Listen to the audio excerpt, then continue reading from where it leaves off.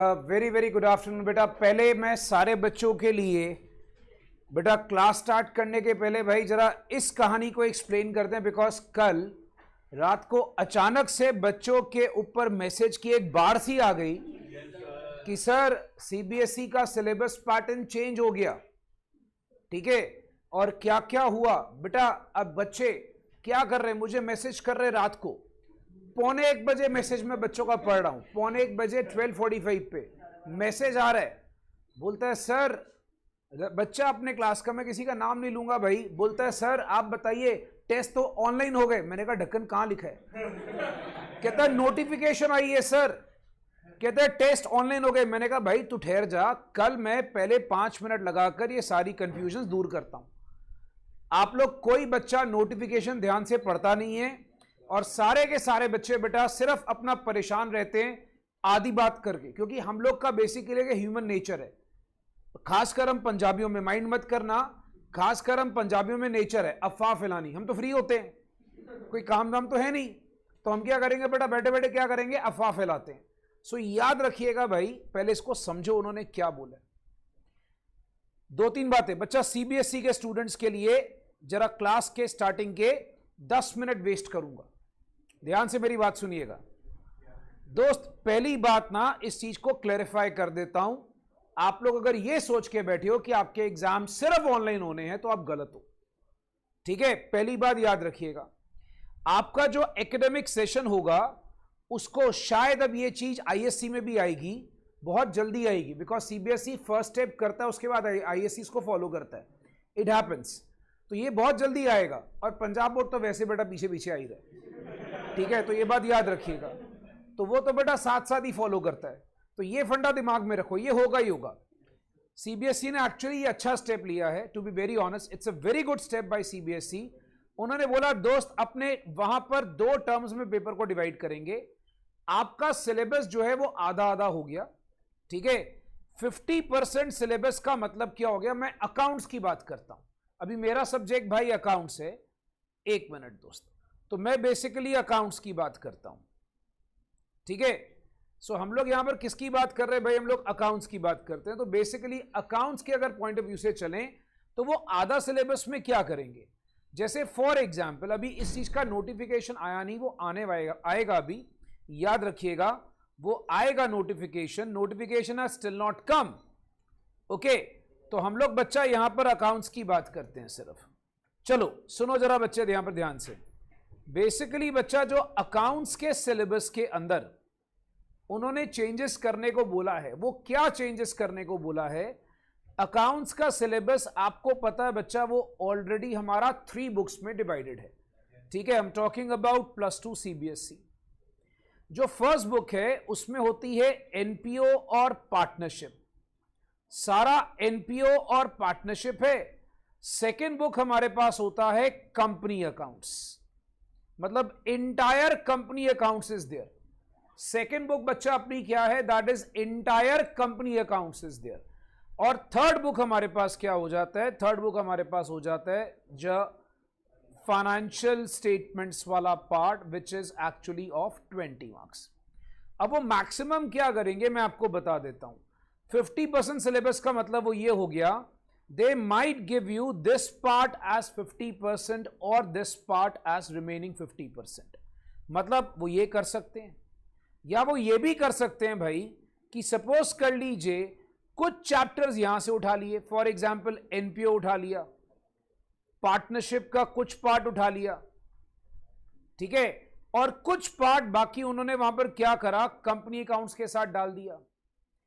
MCQ में याद रखिएगा फाइनेंशियल स्टेटमेंट्स का पार्ट भी डाल सकते हैं। तो ये चीज अभी क्लेरिफिकेशन होनी बाकी है, it is not clarified, it is not nowhere given, right. तो बच्चा सोच रहा है सर सिलेबस कैसे डिवाइड करेंगे, ये बेटा अभी आपका क्लेरिफिकेशन आएगा, अभी इसके ऊपर कोई क्लेरिफिकेशन नहीं है। सो जो मेरा अंदाजा है, जो मैं आपको बता रहा हूं, वो क्या कर सकते हैं कि एनपीओ पार्टनरशिप को एक तरफ कर देंगे, कंपनी अकाउंट्स और फाइनेंशियल स्टेटमेंट्स को एक तरफ कर देंगे, राइट। हमारी बुक्स ऑलरेडी डिवाइडेड है, तो हमारा ये पार्ट उसमें ऑटोमेटिकली डिवाइड हो जाएगा, जो एक्सपेक्टेड है उनसे। अच्छा, तो भाई अब यहां पर अल्टीमेटली पार्टनरशिप, बच्चा पार्टनरशिप ऑब्वियसली 4 चैप्टर्स हैं आपको पता है, और एनपीओ एक पार्ट है। अब अल्टीमेटली जो आपका ये सिलेबस होगा बच्चा, ये 90 मिनट्स का आपका एमसीक्यू टेस्ट होगा। आप लोगों में बता देता हूं इसके लिए क्या होता है, आपको मिलेगी OMR शीट। ठीक है, OMR शीट क्या होती है, मैं आपको एक बार बच्चों को ना थोड़ा सा प्रेजेंट कर देता हूं भाई। OMR शीट बेसिकली एक आपके पास कंप्यूटराइज शीट होती है, उसमें ऐसे लिखा होगा क्वेश्चन 1, सीए वालों को भी आती है ये। सीए में मैथ्स का पेपर और इकोनॉमिक्स का पेपर इसी के बेस पर होता है। आपको 4 ऑप्शंस लिखी होगी और उसमें से आपने किसी एक ऑप्शन को सर्कल करना होता है, राइट। मैं बच्चों को एक बार उसका एक व्यू दे देता हूं कि भाई OMR शीट होती कैसे। तो आप इसमें देखिएगा बच्चा, एक सैंपल OMR शीट का मैं आपको यहां पर दिखा देता हूं। सारे बच्चे प्लीज मेरे साथ साथ देख लो, थोड़ा आपको आइडिया लगेगा। OMR sheet is somewhat like this, if this is visible to you. बच्चा ये कुछ इस तरीके से आपकी OMR शीट होगी। इसमें आपको लाइक ऑप्शंस मिल जाती है कि भाई तुमने इस तरह से 1 के साथ क्वेश्चन के साथ लिखा होगा, 2 के साथ लिखा होगा, तो आपने सिर्फ इसमें सर्कल फिल करना होता है। इस तरह करके इसको बोलते हैं OMR शीट, राइट गाइस। तो ये फंडा दिमाग में रखना बच्चा। तो ये बेसिकली आपका OMR शीट है भाई। एक सेकेंड मैं आपको थोड़ा सा इसको और जूम करके दिखा देता हूं, ये देखिए, राइट। सो बच्चा जैसे स्टूडेंट का नेम आ गया, इस तरह करके ये देखो ऑप्शंस होंगी। ऑप्शन के साथ आप देखोगे 1 के साथ लिखा हुआ है ABCD, ये आपको मिलेगा उस 90 मिनट के एग्जाम के लिए, राइट गाइस। तो ये थोड़ा बच्चे याद रखना। एक तो पहला कंफ्यूजन अपने दिमाग से ये दूर कर लो कि हम लोगों को बच्चा वहां पर पेपर करना है कोई रफ शीट पे नहीं। फिर वो आपका क्या होगा, आपको रफ शीट मिलेगी सिर्फ कैलकुलेशन के लिए। ठीक है, मतलब इन्होंने क्या करा, इन्होंने थोड़ा सीए वाला पेपर पैटर्न फॉलो करना शुरू कर दिया। सीए में मैथ्स का एग्जाम भी ऐसे ही होता है, मैथ्स और इको का। तो सेम पैटर्न अब सीबीएसई फॉलो कर रहा है। 90 मिनट का पेपर होगा और 90 मिनट के पेपर में आपको अप्रोक्सीमेटली मेरा अंदाजा है 90 क्वेश्चन होंगे। 1 मिनट एक क्वेश्चन को मिलेगा, राइट। तो अप्रोक्सीमेटली आपके पास इस हिसाब से पेपर चलेगा। सेकेंड उन्होंने बोल दिया, सेकेंड टर्म जो होगी वो उन लोग 2 आवर्स का सब्जेक्टिव पेपर लेंगे। ठीक है, उसमें आपके पास सारा कुछ आएगा, case studies, long question, short question, जैसे नॉर्मल आता है। मतलब जो हमारा नॉर्मल पेपर अगर मान लीजिए अगर आता है हमारा फॉर एग्जांपल 3 आवर्स का, तो वो 2 आवर्स का हो जाएगा, राइट। तो ये 90 मिनट का जो है अंदाजा जो मैं आपको लगा सकता हूं कि इसमें अप्रोक्सीमेटली 90 क्वेश्चंस होंगे 1 मिनट पर क्वेश्चन के हिसाब से, which will be covering a 50% of the syllabus. अच्छा, पहले बच्चों के दिमाग में जो कंफ्यूजन है कि सर क्या ये एग्जाम ऑनलाइन होंगे, बेटा तो उन्होंने एक चीज बहुत क्लैरिफिकेशन करी है। उन्होंने ये चीज बड़ी क्लैरिफाई करी है कि भाई एग्जाम ऑनलाइन तभी होंगे जब बहुत ज्यादा हालात खराब होंगे नवंबर दिसंबर में। अगर तो हमारी कंट्री के मान लो हालात उस टाइम पे नॉर्मल नहीं है, या कंट्री के हालात बहुत खराब है, पैंडेमिक सिचुएशन इंप्रूव नहीं हो रहा, स्कूल्स ओपन नहीं हो रहे, तो उन लोगों ने ये पेपर ऑनलाइन मोड में कंडक्ट कराने का बोला है। अदरवाइज ये पेपर आपके स्कूल में होंगे, सीबीएसई के इन्विजिलेटर्स आएंगे, याद रखिएगा, और क्वेश्चन पेपर सारा बोर्ड्स की तरफ से ही आएगा। तो मतलब अब ये चीज हो गई है कि हम लोगों को अब एक स्पेशल एमसीक्यू की तैयारी करनी पड़ेगी। अब इसका आपको एक बच्चे को बता देता हूं बेटा, फायदा भी है नुकसान भी है। फायदा भी है नुकसान भी है। फायदा यह है कि आपका जो लंबे लंबे सम्स करने होते हैं थोड़ा उसका एफर्ट कम हो गया, राइट। बट इसका नुकसान भी बहुत ज्यादा है। अगर ऑप्शंस रॉन्ग तो खत्म, यू आर गॉन। और साथ में जो मैं आपको बता रहा हूं, जो नॉर्मल सीए का पैटर्न होता है, नेगेटिव मार्किंग होती है एमसीक्यूज में, तो सीबीएसई भी मेरे ख्याल से रॉन्ग क्वेश्चंस की नेगेटिव मार्किंग इंट्रोड्यूस करेगा, क्योंकि जितने भी एमसीक्यू क्वेश्चंस होते हैं उसमें नेगेटिव मार्किंग होती है। तो व्हाट डू आई बिलीव कि अगर वो ये पैटर्न फॉलो करेंगे तो मेरे ख्याल से वो नेगेटिव मार्किंग भी लेकर आएंगे, राइट गाइस। तो ये कुछ 2-3 बातें हैं जो दिमाग में रखिएगा, ये चीजों की पॉसिबिलिटी है। इसके ऊपर इन्होंने क्लैरिफिकेशन नहीं दी है, खाली ये बोला है कि आपकी ओएमआर शीट होगी। अच्छा, ओएमआर शीट जैसा मैंने आपको बच्चों को बताया, ये होता क्या है, इसमें फिर एक और इसका एक नुकसान हो सकता है बच्चों को, मैनुअल चेकिंग नहीं होगी, कंप्यूटराइज चेकिंग होगी। वो क्या करते हैं, कंप्यूटर में ऑप्शन के साथ आंसर फिल करके छोड़ देते हैं। कंप्यूटर्स में ऑप्शन के साथ आंसर फिल करके छोड़ देते हैं और वो कंप्यूटर के अंदर सीधा ओएमआर शीट जाती है। जितने ऑप्शंस करेक्ट होंगे वो उठा के आपके मार्क्स दे देगा, जितने इनकरेक्ट होंगे मार्क्स नहीं मिलेंगे। तो मतलब आप लोगों को अपना टारगेट सेट करना पड़ेगा। अच्छा, फिर बच्चों के दिमाग में एक थॉट आएगी, सर अगर एमसीक्यू है हम तो साथ वाले से पूछ लेंगे। बहुत सारे बच्चे टेक्निक, ये ए, ये बी, ये सी, ये डी, सर हम ऐसे कर लेंगे। भाई साहब आप छोड़ दो, सेट आएंगे पेपर में, फिर उन लोग सेट्स क्रिएट करेंगे। सेट 4 सेट का 5 सेट का पेपर होगा जिसमें क्वेश्चन हो सकता है सिमिलर हो पर आगे पीछे हो। अब याद रखिएगा, बहुत सारे बच्चे, बेटा 2 मिनट प्लीज सारे चुप रहना, मेरी बात को सुनना। बहुत सारे बच्चे क्या करेंगे, बच्चे वहां पर बोलेंगे सर हमारा जो है हो सकता है क्वेश्चन मैच कर जाए। बेटा जितनी देर तुम मैच करोगे टाइम खत्म हो जाएगा। तो वहां पर चीटिंग का अगर तुम ये सोच के जा रहे हो, कुछ बच्चे सर अगर घर पे हो गया तो हम लोग ऑनलाइन चीटिंग कर लेंगे। नहीं भाई, सर आपको फोन कर लेंगे, करके दिखाओ भाई। तो ये सब बातें दिमाग में रख लेना, ये सब चीजों कुछ नहीं होने वाला। अगर आपका एमसीक्यू टेस्ट है, इसका एडवांटेज है, बट साथ में भाई अपने को पढ़ना भी उतना अच्छे से पड़ेगा, बिकॉज हमारा आंसर टू दी पॉइंट होना चाहिए। लॉन्ग क्वेश्चंस में एक फायदा मिलता है, अगर मान लो सम का एक पार्ट गलत हो गया तो हम बाकी पार्ट से मार्क्स स्कोर कर सकते हैं। मान लो आप 3 अकाउंट्स बना रहे हो, एक गलत है 2 सही है, तो मार्क्स तो स्कोर कर सकते हो। यहां पर अगर एक आंसर गलत हो गया तो बाकी गए। सो भाई साहब ये सारी बातें अपने दिमाग में स्टोर कर लो। ये चीजें आपको ज्यादा खुश होने की जरूरत नहीं है कि सर हमारा सिलेबस कम हो गया, कम कुछ नहीं हुआ, याद रखिएगा। ओके, सो गाइस ये बातें दिमाग में रखना। अब टर्म 2 में उन लोग क्या कर रहे हैं, मार्च अप्रैल में टर्म 2 रखने का उनका प्लान है और पेपर हो जाएगा 2 आवर्स ड्यूरेशन, राइट। अब अगर सपोज कर लो, उन्होंने एक कंडीशन रखी है, कहते हैं अगर तो आपका वहां पर उस टाइम पे सिचुएशन ऐसा हुआ मार्च अप्रैल में कि हालात कंट्री के सही नहीं होंगे, तो हम आपका 90 मिनट का एमसीक्यू एग्जाम ही लेंगे, ठीक है। अब इसका भी आपको अब बताता हूं, इसके अंदर पढ़ लीजिए बच्चा। ये जो बच्चे पूछते हैं सर देखो ये इन्होंने ए बी सी डी करके 4 सिचुएशंस दे दी हैं। पहली सिचुएशन अच्छे से पढ़ लो। बच्चा क्या है, इसको अच्छे से पढ़ नहीं रहा और अपने कंक्लूजन सेट कर रहा है। आप बिलीव नहीं करोगे, आपके ग्रुप के ढकनों ने कल मुझे मैसेज करे सर पेपर ऑनलाइन हो गए सर, ठीक है। याद रखिएगा, अभी मैं नाम लेने शुरू करूंगा तो भाई अच्छा नहीं लगेगा। तो भाई अब यहां पर सारे बच्चे सुनो, बोलता है भाई आपके लाइक यहां पर सबसे पहले बोलता है टर्म 1 टर्म 2 स्कूल या प्रॉपर सेंटर पे होंगे। स्पेसिफिकली अगर मान लो पैंडेमिक आपको फोर्स करता है कि भाई आप एग्जाम नहीं दे सकते हो, तो हो सकता है कि आपके टर्म 1 एमसीक्यू जो होते हैं वो ऑनलाइन हो सकते हैं, ठीक है। और उसके बाद आपका टर्म 2 जो है वहां पर अल्टीमेटली फिर हो जाएगा सेंटर्स पे या अपने स्कूल्स में। अब अगर सपोज कर लो मार्च अप्रैल में एग्जाम नहीं होते, टर्म 1 के हो जाते हैं, दोनों ने बातें लिखी हैं। तो मतलब यहां पर आपको मैं अब सच बताता हूं, सारी कहानी पढ़ ली बेटा हम लोगों ने, सारी सिचुएशंस को पढ़ लो। आपको एक मुद्दा बता देता हूं, आप ये मन से निकाल दो कि पेपर ऑनलाइन होंगे। ये खाली उन्होंने सिचुएशन डाल दी है, बहुत रेयर चांस है। क्यों? देखो नंबर 1 वैक्सीनेशन आ चुका है, ठीक है। बहुत ही कोई हालात और खराब होंगे तो हमारी कंट्री में कोई दोबारा से लॉकडाउन होगा, बहुत major, right. 3rd wave 4th wave कुछ भी हो बेटा, पर आपको एक चीज बताता हूं, हम हिंदुस्तानी बेटा तब भी नहीं डरते।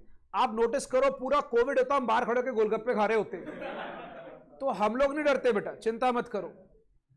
सो ये बात दिमाग में रखिएगा। सो भाई साहब टर्म 1 अच्छे से सुन लेना, उसने बोला है मान लो टर्म 1 आपका वहां पर हो गया और आपका टर्म 2, अब वो टर्म 2 जो है वो बोलता है ऑटोमेटिकली कैंडिडेट्स उसके हिसाब से हम लोग सेलेक्ट करके अपना एग्जाम लेंगे। मतलब ये सारा कुछ डिपेंड करेगा सिचुएशन पे।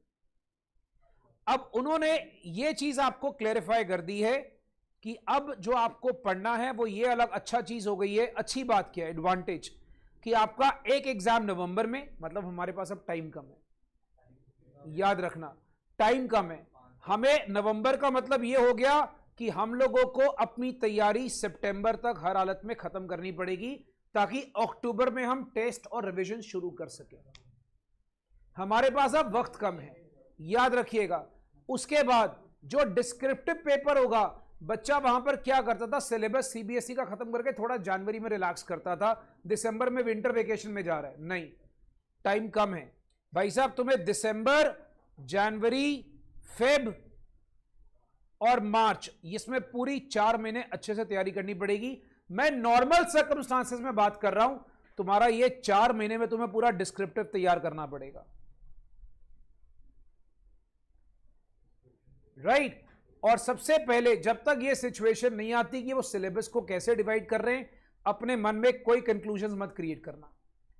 एग्जाम ऑनलाइन है या ऑफलाइन है ये बातें छोड़ दो, एग्जाम है। क्योंकि मैंने पहले भी कहा था, सीबीएसई ने एक बार एग्जाम कैंसिल कर दिया, हर बार नहीं होगा, कुछ ना कुछ ऑल्टरनेटिव आना ही था और वो आ गया। अब इसको एज अ पॉजिटिव नोट लो, सारे बच्चे क्या करो बेटा, इसको एज अ पॉजिटिव नोट लो। इसको आप लोग क्या करो कि भाई आप एमसीक्यू को तैयारी इस तरह से करो कि हम लोग वहां पर अपना मैक्सिमम इसमें स्कोर कर सके, बिकॉज एमसीक्यू में स्कोर करने के मौके बहुत ज्यादा होते हैं।